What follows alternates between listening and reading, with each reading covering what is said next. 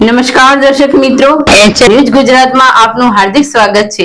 હું છું શીતલ પટેલ। હવે જોઈએ આજના મુખ્ય સમાચાર। સિનોલ ગામની જમીન મામલે કિસાન સભાની રજૂઆત, તટસ્થ તપાસની માંગ। અરવલ્લી જિલ્લા કિસાન સભા સમિતિ દ્વારા ધનસુરા તાલુકાના સિનોલ ગામમાં ખેડૂતોની જમીન સંબંધિત કથિત ગેરરીતિઓ મામલે જિલ્લા તંત્રને આવેદનપત્ર પાઠવી તટસ્થ તપાસની માંગ કરવામાં આવી છે। કિસાન સભાના જણાવ્યા મુજબ સરકારી કચેરીના કેટલાક અધિકારીઓ, ભૂમાફિયાઓ અને તેમના એજન્ટો દ્વારા ગરીબ ખેડૂતોને જમીન પડાવી લેવાના કાવતરાના ભાગરૂપે સિનોલ ગામની જમીનનો વેચાણ દસ્તાવેજ આશરે 15 વર્ષ પહેલા ખોટા સોગંદનામા અને આધાર પુરાવાના આધારો કરવામાં આવ્યો હતો। રજૂઆતમાં આક્ષેપ કરવામાં આવ્યો છે કે જમીન પર આશરે 25 લાખ રૂપિયાનો બોજો હોવા છતાં તેમજ તમામ 9 ઉમેદવારો હાજરી અને સંમતિ વિના દસ્તાવેજો કરી તેની નોંધ પણ દાખલ કરવામાં આવી હતી। આ મામલામાં ભોગ બનેલા ખેડૂતોને ન્યાય મળે તે માટે યોગ્ય અને તટસ્થ તપાસ પંચ નિમવામાં આવે તેમજ જવાબદારો સામે કડક કાર્યવાહી કરી સજા કરવામાં આવે તેવી માંગ કરવામાં આવી છે। આ કાર્યક્રમમાં કિસાન સભાના આગેવાનો ડાયાભાઈ જાદવ, એડવોકેટ ચંદ્રપાલસિંહ, મહામંત્રી મહેન્દ્રસિંહ, જસુભાઈ, સનાભાઈ તરાર તેમજ પીડિત ખેડૂતો અને ખાતેદારો હાજર રહ્યા હતા। રિપોર્ટર મોહમ્મદ હનીફ મંસૂરી, મોડાસા।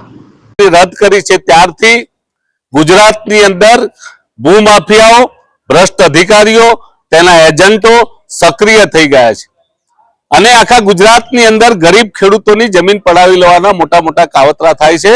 એના અનુસંધાને આજે અમે અહીં અરવલ્લી જિલ્લાના જે સિનોલ ગામના ખેડૂતો છે એમની જે જમીન હતી એ જમીનના ખોટા સોગંદનામા, ખોટા દસ્તાવેજ કરીને એ જમીન પડાવી લેવામાં આવી છે।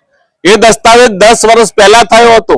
દસ્તાવેજના તમામ ખાતેદારો હાજર નહોતા, એના તમામ લોકોના ખોટા સોગંદનામા કરી, ખોટા દસ્તાવેજો રજૂ કરી, ખોટા પુરાવા રજૂ કરી અને આ દસ્તાવેજ બનાવી લીધો છે અને એ દસ્તાવેજ 10 વર્ષ સુધી એમણે એને નોંધણી ના કરાવી, રજીસ્ટ્રેશન ના કરાવ્યું અને ત્યારબાદ જ્યારે એમના મળતિયા અધિકારી આવે ત્યારે આ દસ્તાવેજ એમણે રજીસ્ટ્રેશન કરાવ્યું છે અને એની નોંધ પડાવી।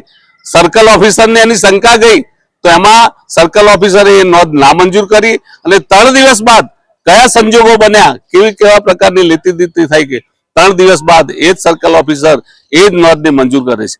આવા કેટલાય બનાવો અરવલ્લી જિલ્લામાં બની રહ્યા છે।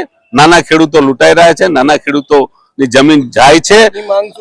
અમારી માંગ એ છે કે જે જિલ્લાની અંદર રજિસ્ટ્રાર કચેરી હોય, કલેક્ટર કચેરી હોય, મામલતદાર હોય, પણ આવા ભ્રષ્ટ અધિકારીઓની તપાસ નિમવામાં આવે।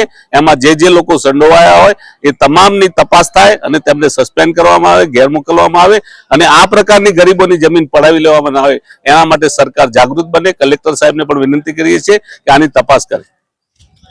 નામ પરમાર પ્રતાપસિંહ ગુલાબસિંહ, ધનસુરા તાલુકો, સિનોલ ગામના વતની છું।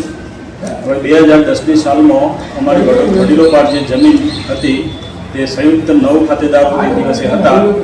તેમાં એક ખાતેદારની સહીથી ખોટી રીતે દસ્તાવેજ કરવામાં આવે છે જે 2010માં થયેલ છે અને આ જે ઉતારો છે એ 24/11નો ઉતારો છે અને 7મા મહિના 2010માં દસ્તાવેજ કરવા 9 ખાતેદારો છે।